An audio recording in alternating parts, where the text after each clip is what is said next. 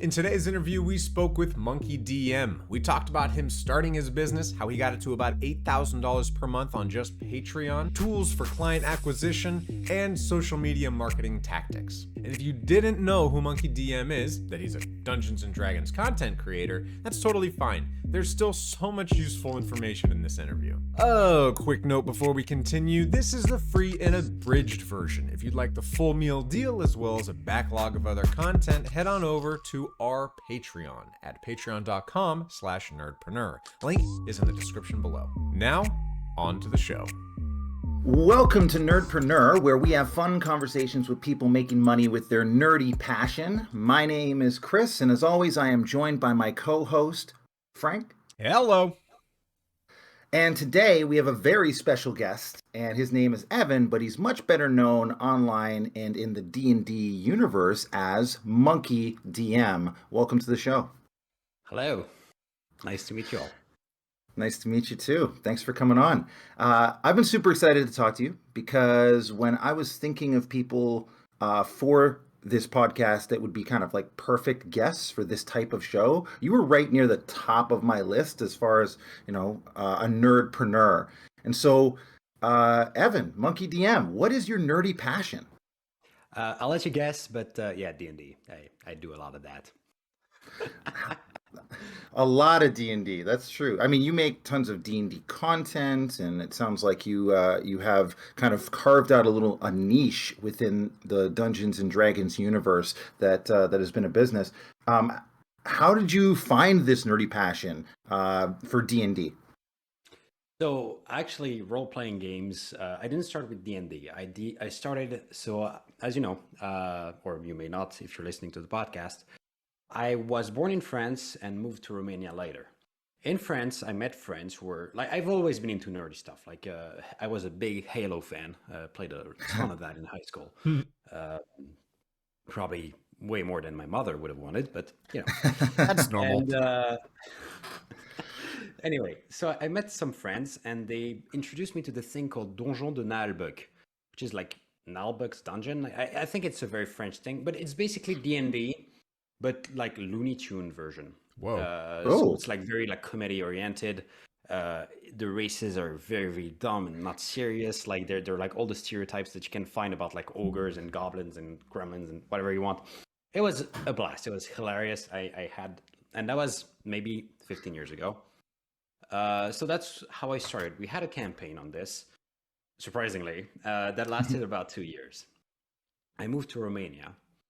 And then in Romania, I somehow ended up with another friend of mine who I used to play that game with, came with me. So we kept playing. We had like our little table. And at some point, we had like a 1 year, 2 years hiatus. We're all focusing on our studies. And then one day, I was like, damn, I'm bored, And I was like, I don't, because I didn't have any consoles. I didn't have anything in my student apartment, and my laptop could not run a game for the life of it. Like I'm probably even playing Tetris on it would crash it. It's very, very. I've upgraded the hardware since. Let's just say that. So I was like, you know what? I had a lot of fun back then with like this tabletop game, and that's how I discovered D&D. I was just like looking some like easy game that I could get into. It was towards the beginning of 5e. And so we started playing that, and boy, that was so fun. I was a dungeon master for a while. Like we played like weekly, every week for maybe, I don't know, like 2-3 years, something like that. Then there was like another year break where I didn't touch it, and then again, I basically somehow randomly YouTube knew what I wanted, and it showed me Critical Role. And I was like, that seems interesting. So I listened to like the episode and I'm like, oh, they're good. Like the voices, damn, they're talented, right? So I listened to like Critical Role and I'm like, damn, okay, now I want to play D&D again, right? It's like each. Oh my God, it's coming back. Yeah. And so I look up on I don't know if it was Google, Facebook, whatever. I'm looking for like basically a place where like people gather to play board games. That was the idea, right? And I found one which was like really not far away from my place.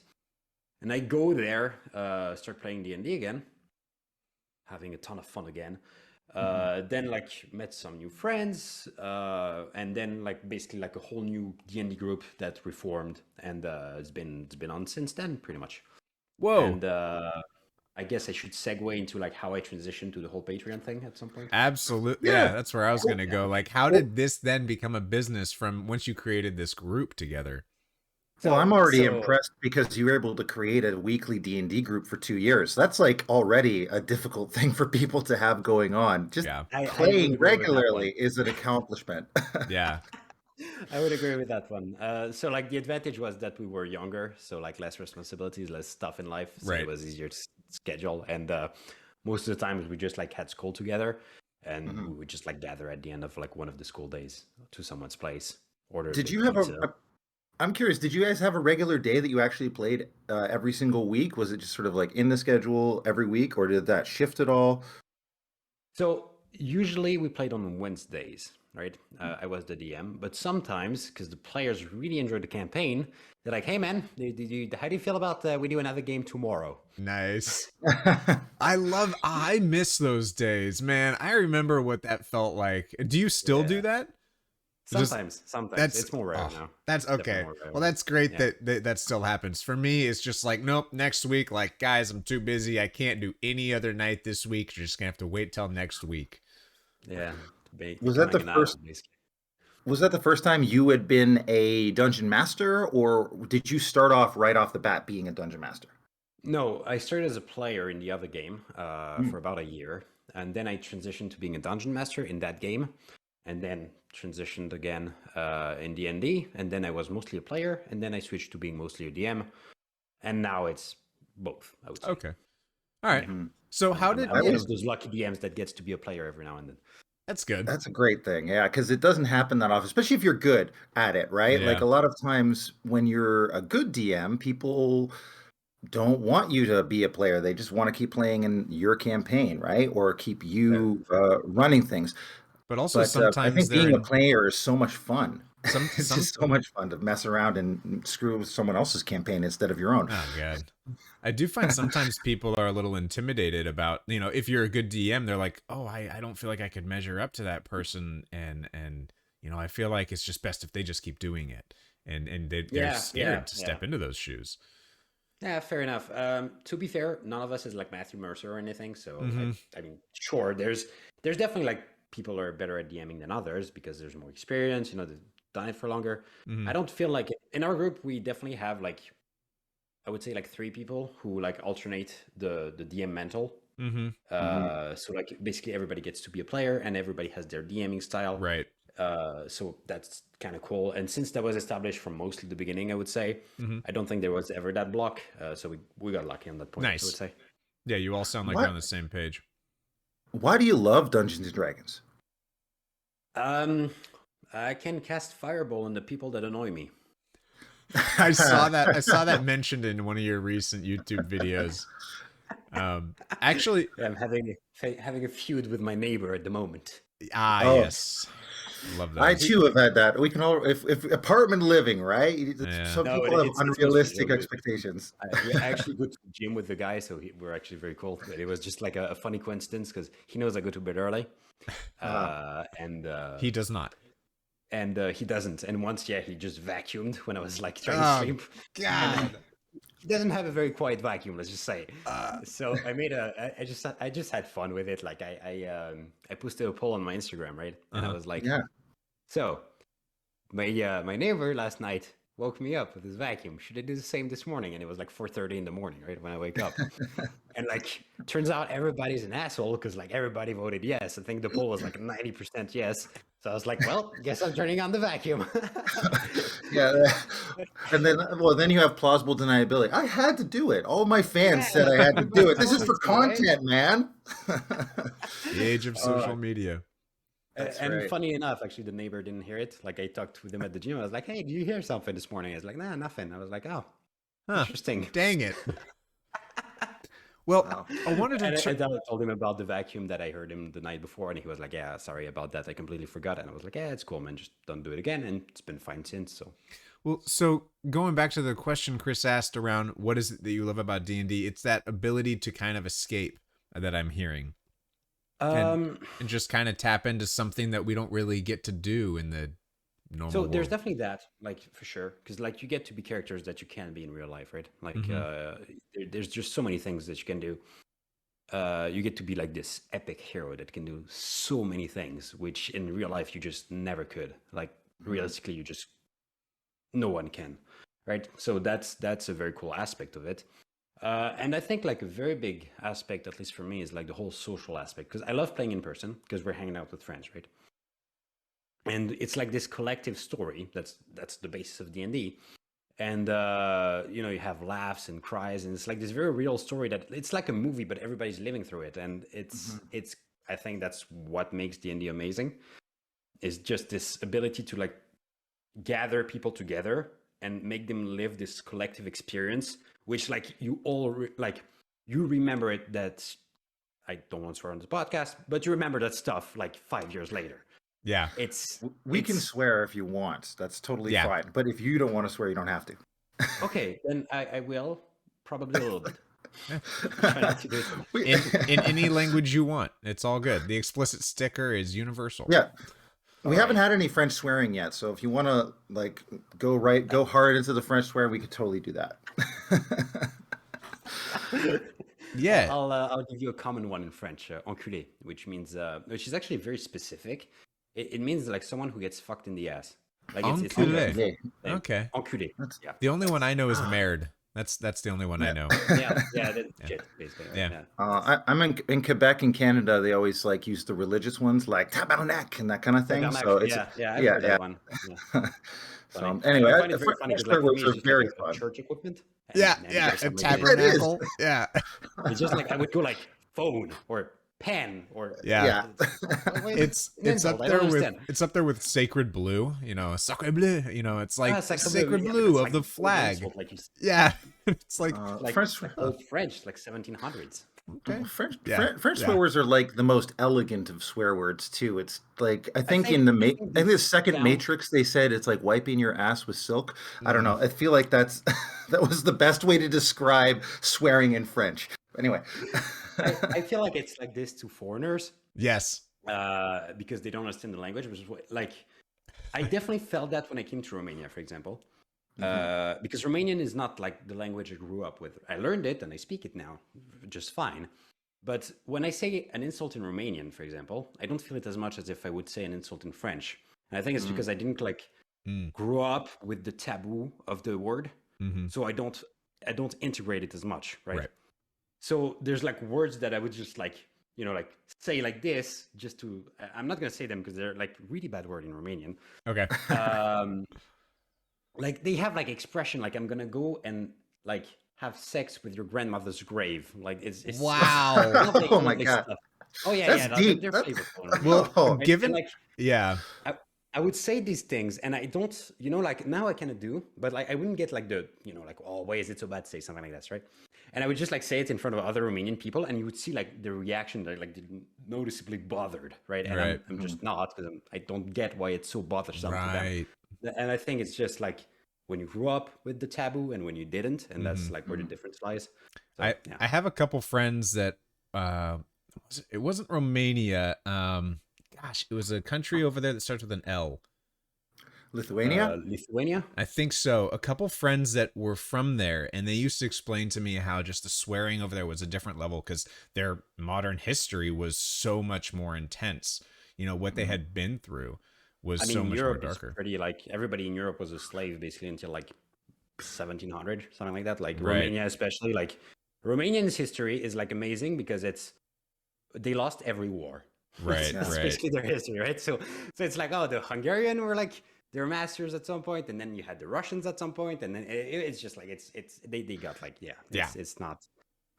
Yeah. Well, and even right now, you guys are you're so much closer to what's going on in the world right now with Ukraine, and it's crazy. Like I know you even posted just about something to do with a Ukrainian family just yesterday or this morning or something. I'll give some context on that for some if people are interested.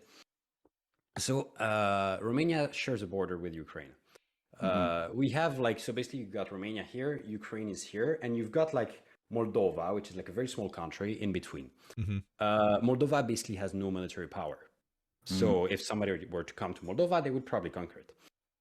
So like, and we share like a bit of it is like directly linked to Ukraine. So at the beginning, when the war started with Ukraine, we're like, okay, that's going to come to Romania.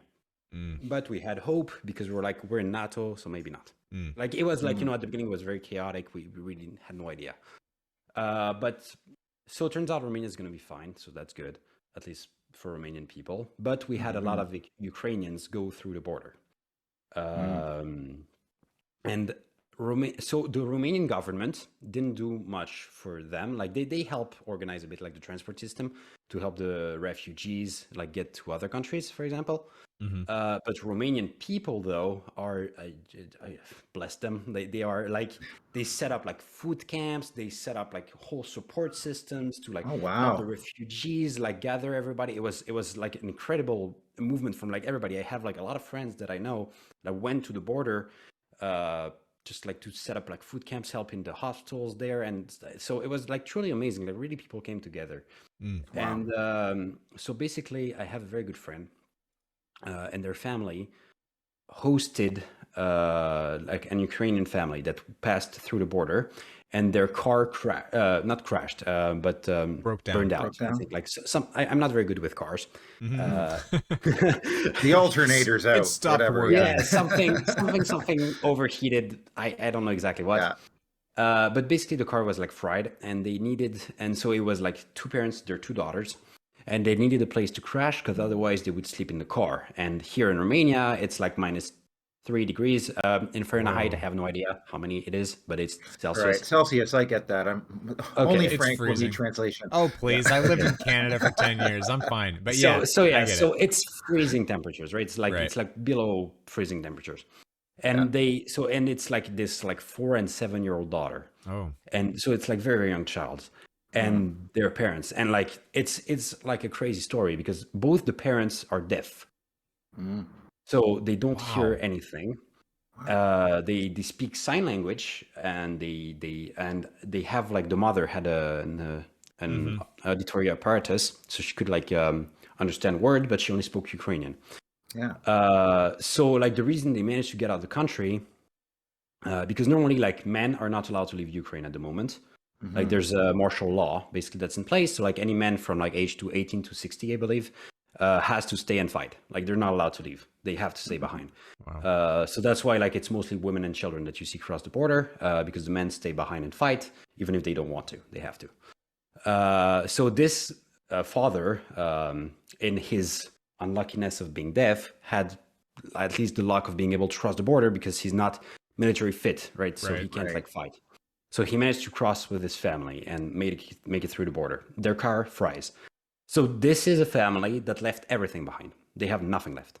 The reason they left is because their house were getting bombed. I can't remember exactly the city they were in, but the houses were getting bombed. They were not hearing that, right? The kids were like 4 and 7-year-old daughters, and they were terrified of it. They had no idea what was going on. So they had to leave, right? And they couldn't stay behind. So they just like abandoned everything, their job, their house, like their apartment, which I believe they bought, like everything. They're just restarting from zero. And they're trying to make it to Germany because in Germany they have like, they said they were going to help the refugees as much as they can, provide housing and all that stuff, right?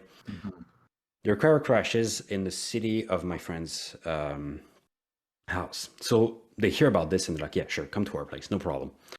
So they host them. I actually went and met the family, and they were very, very sweet, very nice. We talked with like Google Translate. God bless technology, because that could amazing, not have been. Wow. Like it was impossible to talk otherwise. And so like we met. I wanted to introduce them to D&D actually, funnily enough, but they were a bit young. They didn't understand. So it was tough to like to explain.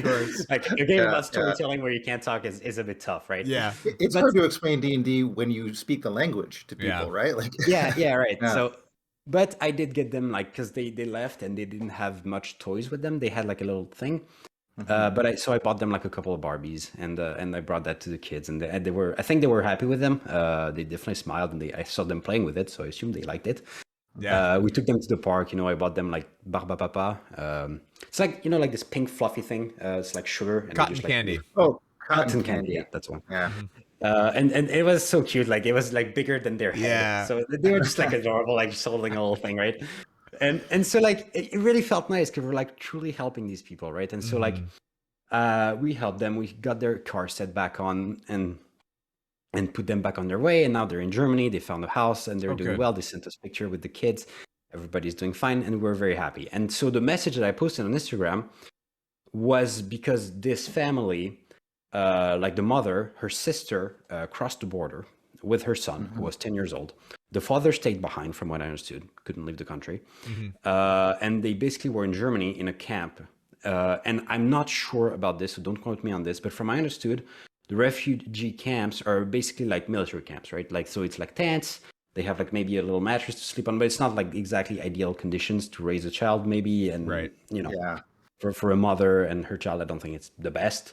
And so she told her sister about it, and she let us know. And so I was like, well, I have like a bit of a following on Instagram, you know, maybe I can try to find someone who would agree to help, right? And we did. So now like this family set up, they've got a home that took them in and everything. So it's amazing. I couldn't be happier about it for them. Yeah. So it's like we definitely like feel the war a bit more, I would say.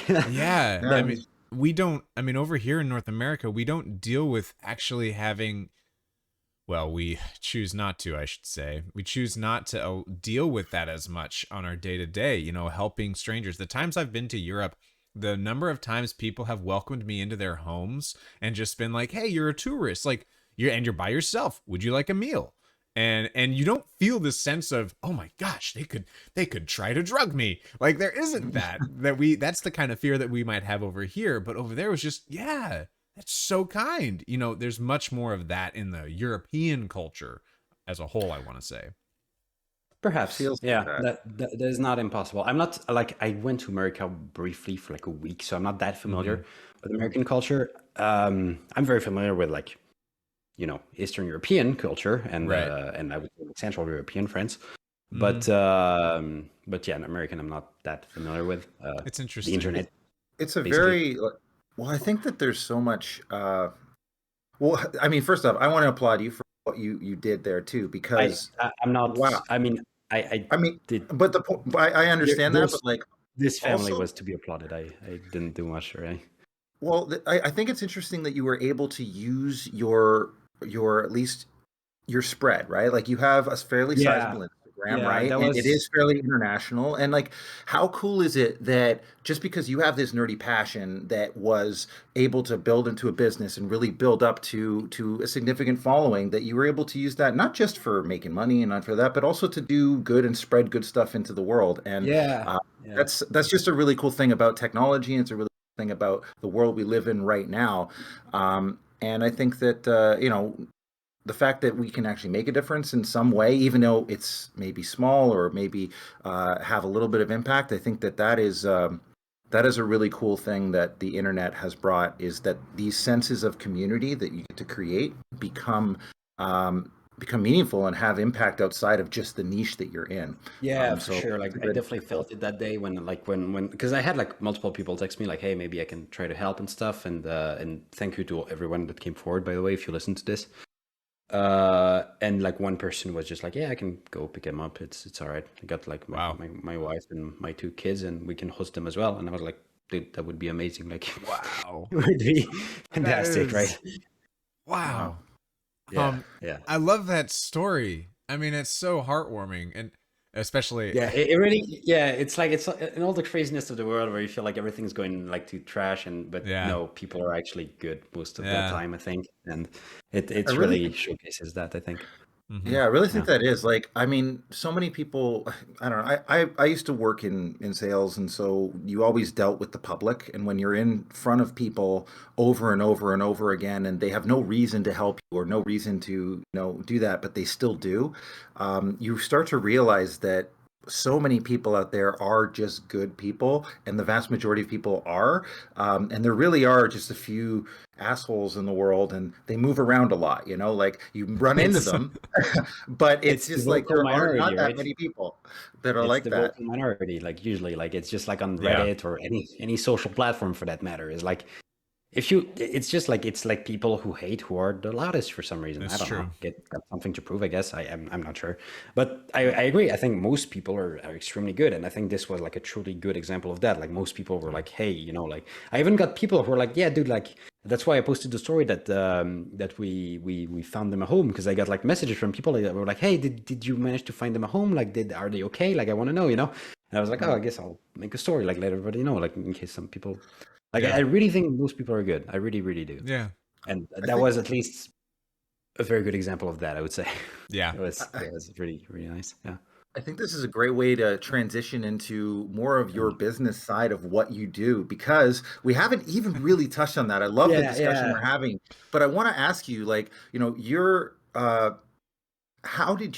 when did the start of, say, you making this into an Instagram and turning this into a business and started posting content, how did that transition really happen from you just playing Dungeons and Dragons with your friends? So I'll give you the story on this one. So I was, well, I guess now I can say it. I never wanted to say it publicly, but I guess I can now. I was a medical student, so I studied medicine. I finished my like I don't know if you can see, like I still have my medical books right here. Oh wow! Yeah, they're pretty big. So I did med school for like 6 years here in Romania. Wow. Yeah, but I need to put some context on that. I'll do as the story progresses, I guess. Finished med school. I was still like playing D&D with my friend every now and then, you know. And then the pandemic hits. As I finished my 6th year, pandemic hits. So my goal was I finish med school in Romania, and then I go to Germany. Why? Romania, the salary back then of a doctor, now it increased a bit, was about 900 euros, which is like maybe $1,000. It's not a lot. It's good for Romania, but it's not a lot of money. Gotcha. Okay. Like keep in mind, Romania, like the minimum wage, I believe, is $400 or $450. It's very small, right? Is that a month or a year? Month. Okay. A month. Yeah. Gotcha. We don't do salaries by year, so I know you guys do, but yeah, we don't. Anyway, so I was like, okay, so I'll do it in Germany, because residency in Germany is closer to like 3,000 euros, right? So like $3,200, something along those lines. So like I'll do it there. And the advantage of Germany is usually at the end of med school, you have a big exam, residency exam, where basically according to your placement, you get to choose which specialty you take and in which city of the country, right? So I was a fairly ambitious kid, so my aim was cardio, right? Okay. And I realized cardio in Romania, I don't know if that's going to be possible, because it's really, really tough competition. I didn't know if I was prepared enough, right?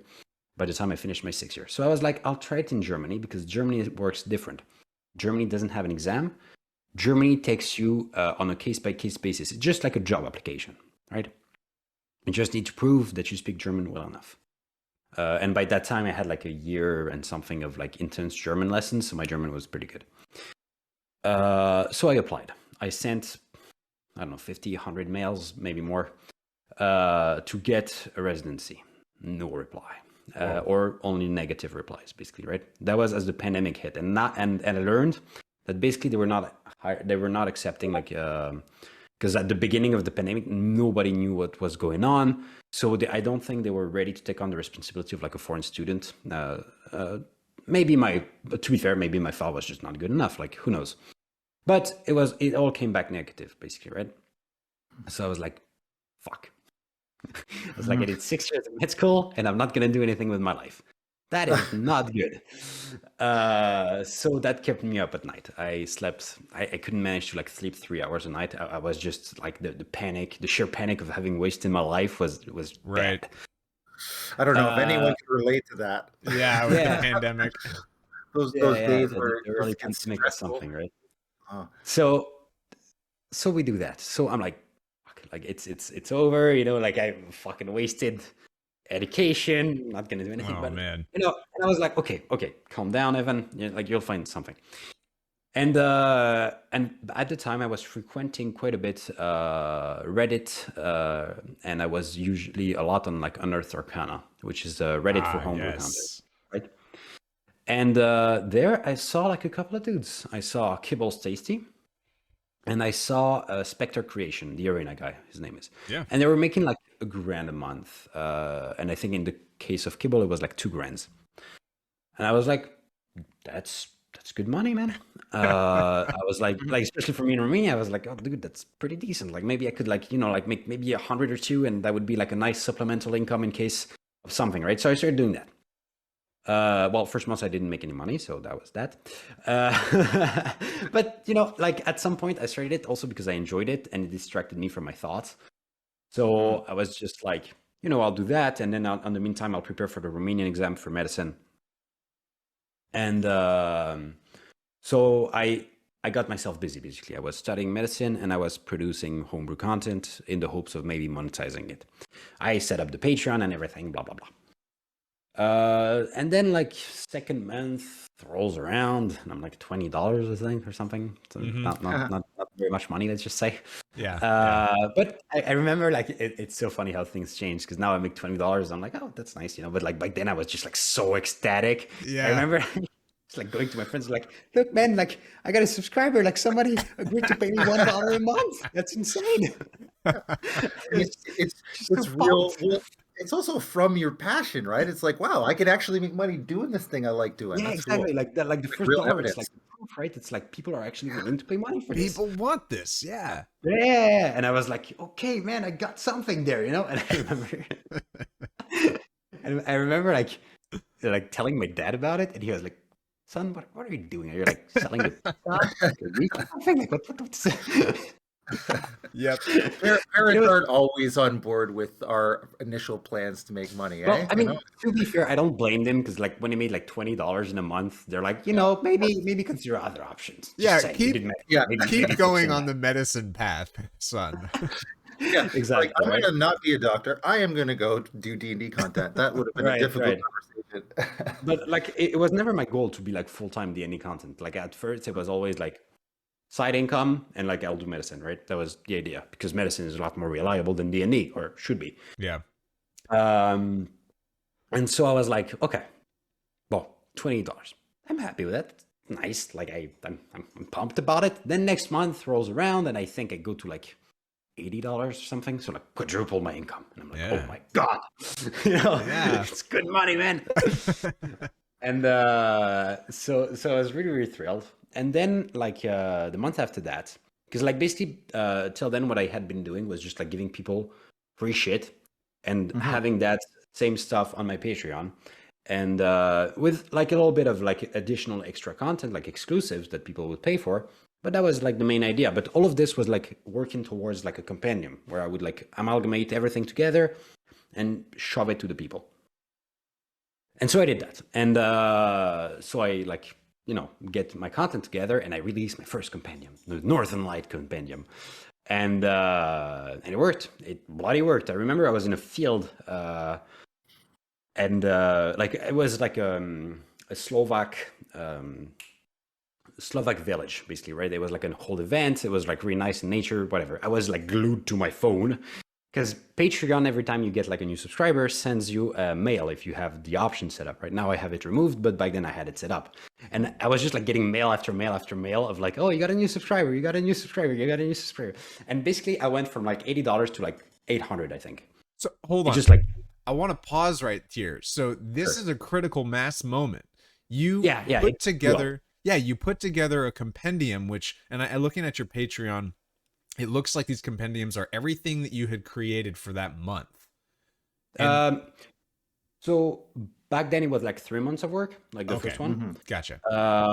Even now I have like two different compendiums types. I have ones that I make in 1 month, which are called compendiums, and I have ones which take usually like 2 months, 2 months and a half to make, which are called tomes, which are like larger books, which are like for like the adept tier, right? Like the highest tier I have on my. So it sounds like people were drawn to the convenience that you offered with this, because at first people were getting the content that you were making and they appreciated it, but it would be all over the internet, all over your Patreon. But then you started to compile it into these compendiums, and it sounds like, and I'd love to hear what your thoughts are, it sounds like people loved that convenience and that ease of access. What do you think that was part of it, or is there something else that you think really created that skyrocket? I think there's more to it. I'll tell you what I think happened. So I can tell you, I think there's more to it. Why? Because now, so to be fair, now there's more people doing it, so the market is more saturated, so it's harder to stand out, of course. But there's people doing compendiums, right? But it doesn't work that well. Right. Why? So me, I'm a big believer in the thank you economy. I don't know if you ever heard this concept. Gary V tells you something. A little bit. Can you elaborate? So the idea is like you just like flood people with free stuff for a long time, and then they're like, oh my God, this is so much free stuff. Like, how can I repay you for all this stuff you've given me, right? And that's the moment where you're like, boom, I sell you something.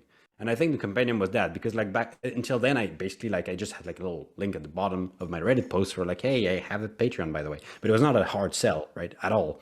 Right. But then the compendium came around, and then it was like, boom, hard sell, right? I just like, I gave you all this free stuff for like a very, very long time.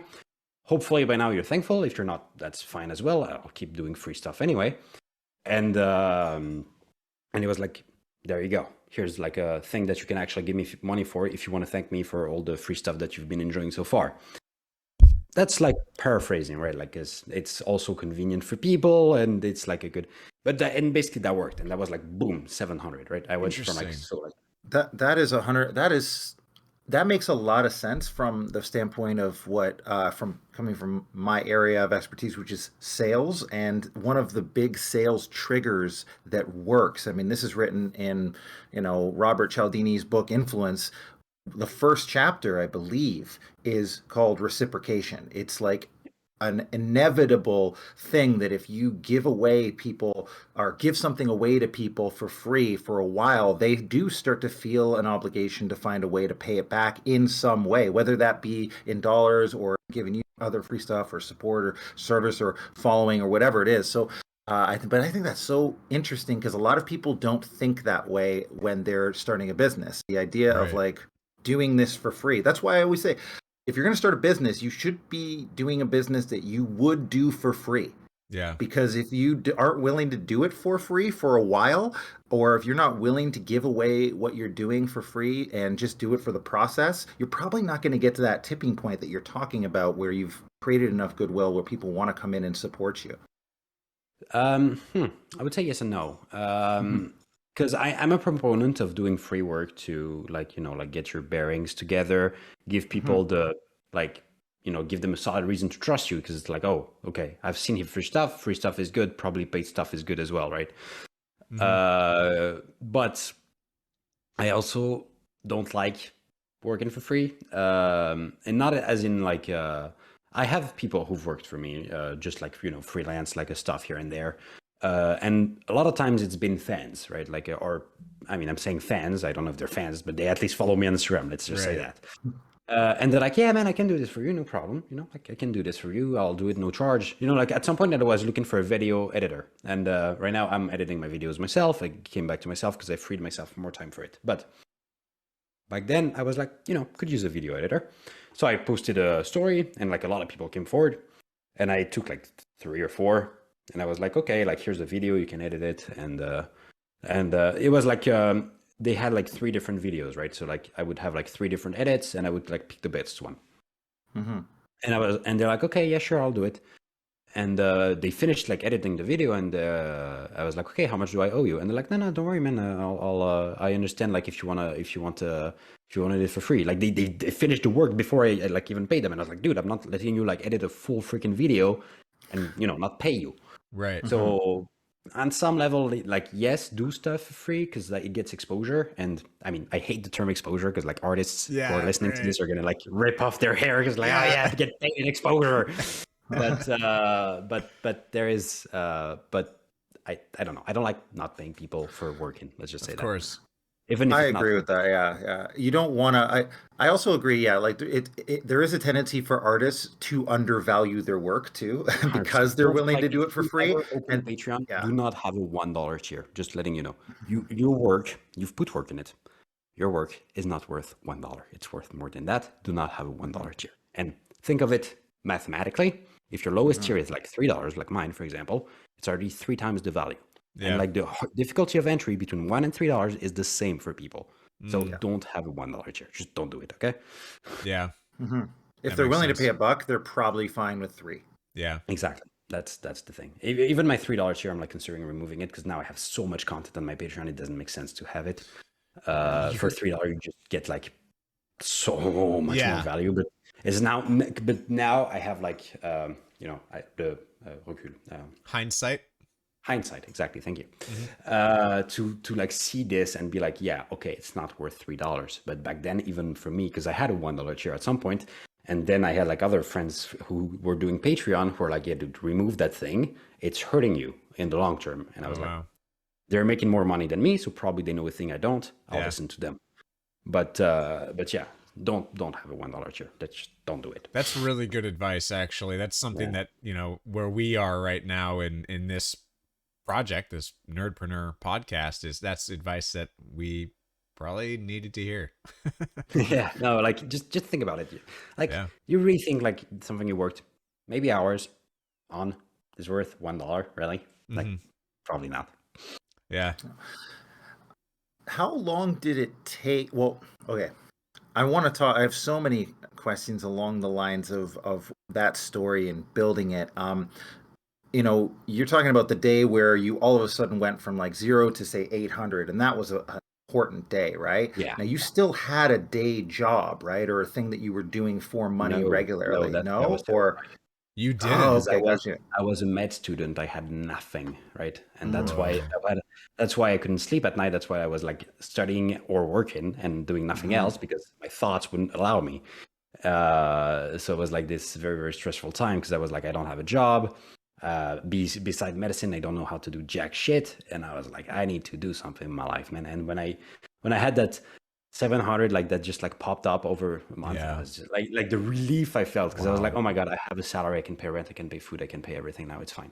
And this was around lockdown time too, right? So you're not really allowed to leave. There's that added stress. No, I was very lucky because I don't have family in Romania. My family is in France. I couldn't go back to France because lockdown, so I was not allowed. France was very closed off.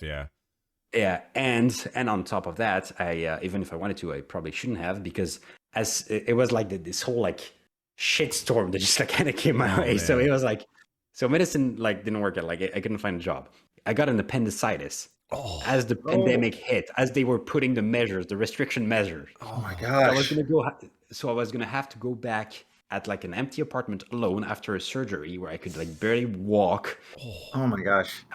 I was like so messed up, but like luckily for me, like a friend took me in their house with their family. Whoa. And that's the family actually that also helped the Ukrainian family. They're like the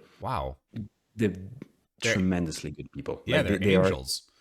They are some of the nicest people I've ever met in my life. They are amazing. I said, one day I will. I wanted to buy them recently. Like they were renovating their bathroom. I was like, dude, like let me buy it, please. Like you done so much for me. Like let me repay. Like talking about that building goodwill. Like you've done so much for me. Like please let me repay you. Wow. And they're so good people. They're not making a lot of money. Like they're not making a lot of money. They're so in Romania, so it's like low wages, right? The father is a taxi driver.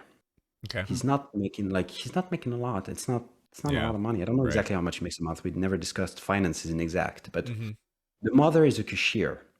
Okay. Like it's like very, like basic job. They managed to build themselves a house because they've saved all their life. Right. And they never spent money and they were very, very careful with the money they had. So it's like they have this nice little house that they built, and the father built most of it because he also did construction before taxi. And so they don't have like a lot of means, right? But they still like provided me with like a roof for like a year, basically. Like during the whole pandemic, they hosted me, no problem. They didn't ask for rent, they didn't ask money for food, they didn't ask nothing of me. It was insane. Then they took like a full family of 4 Ukrainian refugees. Like these people are like, there are those people in life that are just, you look back and it's like, wow, these people really were the grace of the universe coming to you at this special time, and that's so great that happened and that they were like that. Oh yeah, no, they were like some of the best people I've met in my life. Like they truly are amazing. You know, like everybody's got their flaws, but the like the what's the opposite of flaws? What's the English word for it? Like Advantages? not advantage. Like like a good quality. Good Like traits. their quality of character is like so. Yeah, they're good traits. Yeah, like they're just so like I was blown away. I still am to this day, especially when I saw what they did with the refugees and they're helping, and they don't have a lot of money saved up. And I offered to help them because they had a car accident, and nobody was injured, just the car. Right. And I was like, if you want, I can pay for the reparation of the car or something. And they're like, no, we're fine. Don't worry about it. Like, go do your thing. It's all right. And I'm like, dude, like, You're just looking for that chance to, pay it back. And they're just not giving it to me, man. Interesting. That's tough. I mean, those are some good lessons I find. I mean, I know we're here to really talk about your business and what you've done, but I think talking about the goodwill of people is really interesting. It's those moments, I've experienced a couple. I've been lucky enough to, but it was a learning moment for me to realize, you know what? This is the universe saying money is not the way to pay it back. The way to pay it back to people like this are to actually give like your love and your attention and your time and your energy and quality time with these people is, and that's really hard for some people to wrap their heads around. It was hard for me to wrap my head around that. I want to pay it back and they don't seem to want money. So I guess they seem to really, what do they want? What are they giving me? Oh, what they're giving me is their idea of love and kindness. They probably want that in return. I think that I'm very close to them now. Like they're much older than I am. They're in their 50s, but we're very, very close now, and I really get along with them. They're really, really nice people. Yeah. There are so I mean, I gotta say that the grace of some humans, like, it really makes a difference in people's lives, right? I mean, there are times when I remember being in my business the first year running it ever and being so broke and like 3 months behind rent in my home rent. And then I had an office I was paying for that I had basically struggled to pay every single month. And I was like bouncing a check and then finding money 24 hours later to pay it back and like finding ways to do that. And I was doing that for like 6 months. And finally, I just had reached the edge of my rope in March. Similar, like, this month actually, but many years ago. And I had no money left except for the cash I had on me. And I remember the landlord having to call him and just being like, oh, can we meet? And I sat down with him and he said, well, you're a good tenant. I like that you're young, you're hustling, you're trying to get everything done. What's it going to take to get you through this rough patch? And and I said, I don't know. What can you give? I didn't give him an answer. It's important when you're in sales, just like ask them to give the first offer. Because I expected him maybe to let me slide this month a little bit. But he actually was like, well, you got like 6 months left in your lease. What if I knock your rent down from $1,400 a month to $800 a month? How much are you paying rent? Yeah, don't get us started on rent, man. Don't get us started on that. This was my landlord for my commercial business, right? So this was a business rent. So this is and I was like 22 at the time too. I really didn't know a thing about what I was getting into or what I was doing, and I was making a lot of mistakes. So but he said to me, I'll never forget him. His name was Aldo De Felice, and he was like a saint in that moment to me, because he not only knocked down my rent for $600 less, he did it for 6 months just to kind of let me get through this rough patch. And I'll tell you, like 2 months later, I turned the whole thing around. We went out and our sales organization had our best sales month in May, and it's a seasonal business. And then I went from there and I wound up working in that company as a successful like franchise owner essentially for the next 10 years. And if that guy had not given me that little moment of grace and that little bit of a chance in that moment, I wouldn't have been the person I am today. I wouldn't have gone in that path, and so much of my life would have been different. So I don't know if that's going to make... definitely I don't know if realized that's going to make the podcast, but it's awesome that you brought that up as your story, because that's what yeah, came yeah, up no, for me I, too. I, I relate 100% because it was exactly my experience with these people. Like they gave me a roof, they gave me food, and I could like focus 100% on medicine and the business, and that ended up working out amazingly. So if they weren't there, I don't know if I could have made it. Mm-hmm. Who knows? But I did, and mostly thanks to them. So definitely owe them on this one. Yeah. Yeah. Do you mind if we talk a little bit about client acquisition? Because I know you talked about that earlier, and I'm curious, like, what were your methods of, say, initial client acquisition when you were going in that stage from like, okay, $20 a month to 800, and then now much more than that? MonkeyDM has grown a very successful business, but he didn't do it all on his own. He had support of some amazing people, many of which he's already talked about. We at Nerdpreneur have also had support from amazing people, some of which are our Patreon subscribers, like Aaron, Kinchi, Jen, and Anthony Antonellis. If you would like to join them in becoming a supporter of us on Patreon, head on over to patreon.com/nerdpreneur. Also leave us a review over on Apple Podcasts. That helps others find our show and is a free way of supporting us. Okay, back to the interview. Let's do some of those random roll questions. let's do it. Rapid Yeah, fires. yeah, go. We got a chat, and we've It's so late for you, man. Thanks so much. Okay, all right. So this next section is called random rolls. So these are less serious, more fun kind of questions. So we're going to do 3 rolls, and then we'll ask you the questions depending on what those numbers are. Go for it. For one at a time, yeah. 72. 72. All right. Oh, this is perfect for you. Perfect. What is your stance on min-maxing your characters? Does it take away or add to the fun? Depends on the player, but I would say most time it probably adds to the fun. For you. For me, adds to fun. Yeah? Sure. Okay. It's because it depends on your no min-maxing. No, optimizing I would say adds to the fun. Min-maxing probably detracts from it because like there's only so many min-max characters. True. Like like there's only so many like broken characters. Like it's like a very like few like specific combos of characters which are actually broken. Right. And like the other ones can be fun, can become strong, and like making them more strong is probably more fun. But there's like definitely like a breaking point, I would say, where it's just like, yeah, we've all seen like a Sorlock or like a, like a Hexblade Paladin or, like we've all seen those. Yeah. It's yeah, you can be creative, but we've all seen the build. So, it's, get something else good, I guess, is my thinking on this one. All right. Go ahead and roll again. Roll. Oh, right. 3 rolls. 100. Ooh, that's my choice. How about this?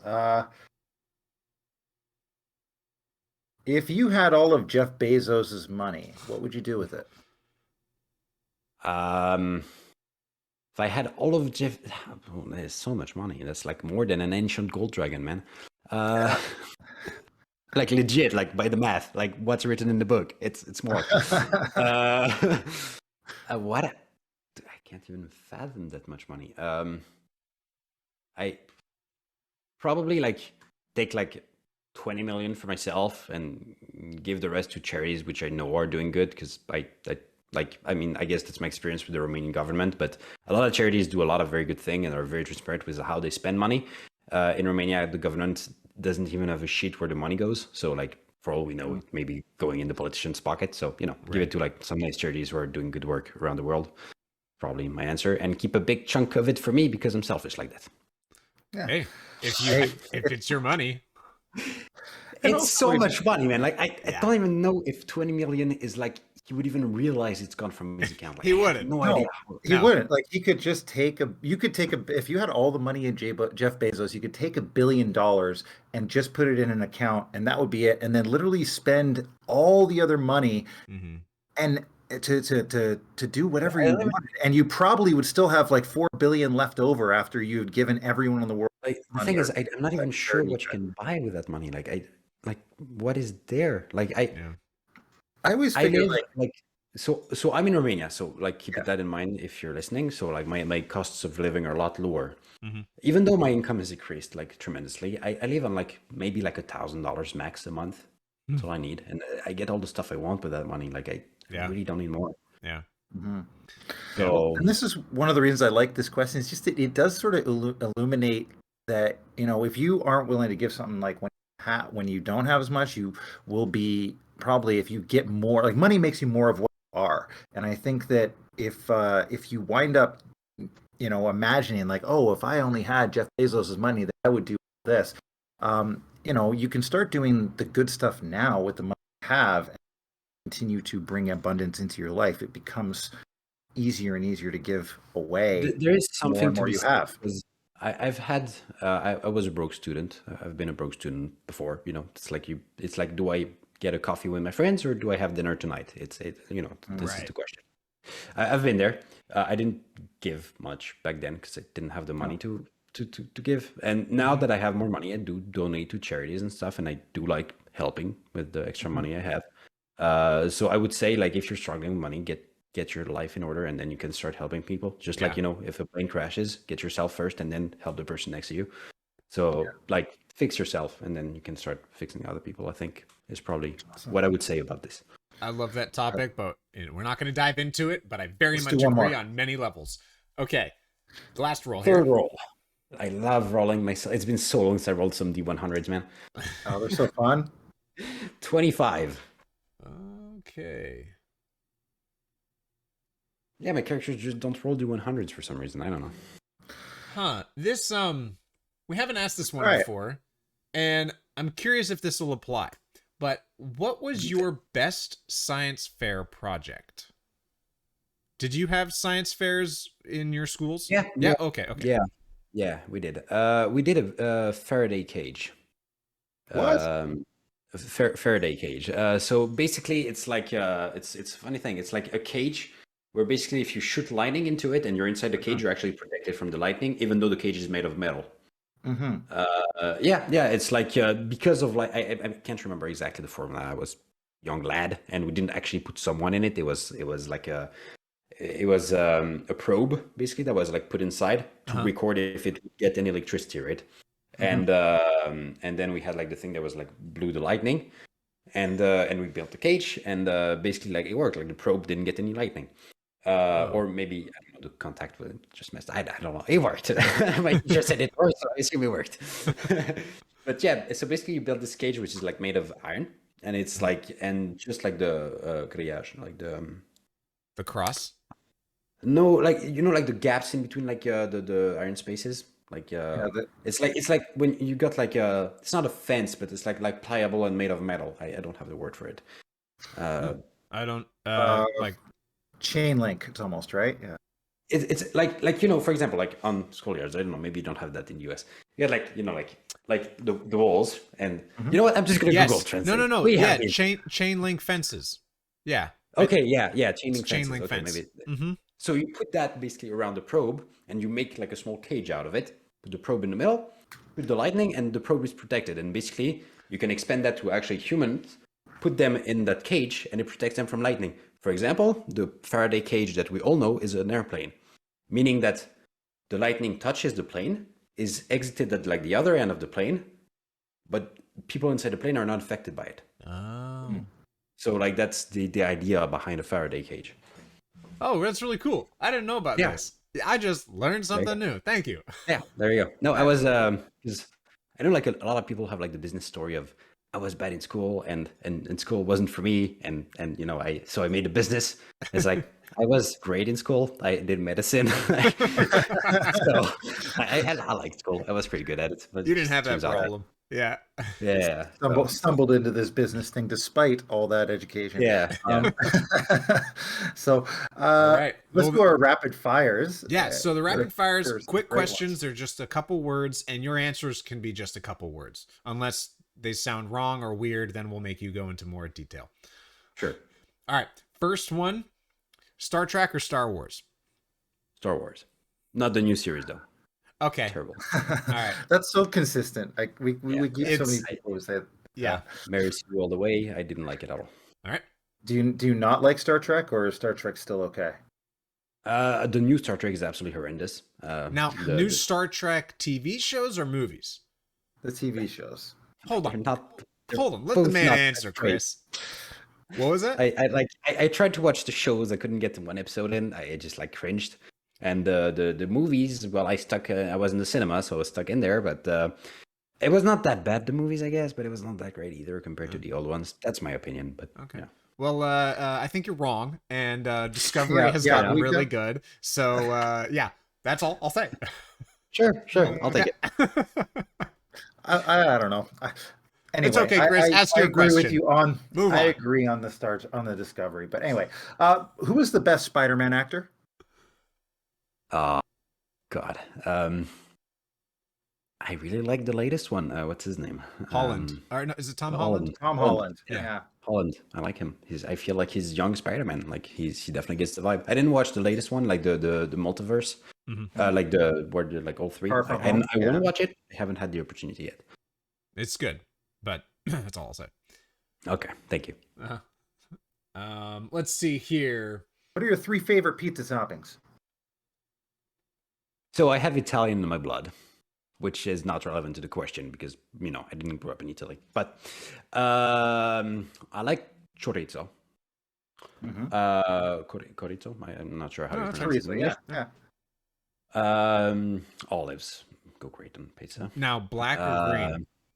What's that? Black or green? Black. Yeah. Okay. Yeah, just black. And then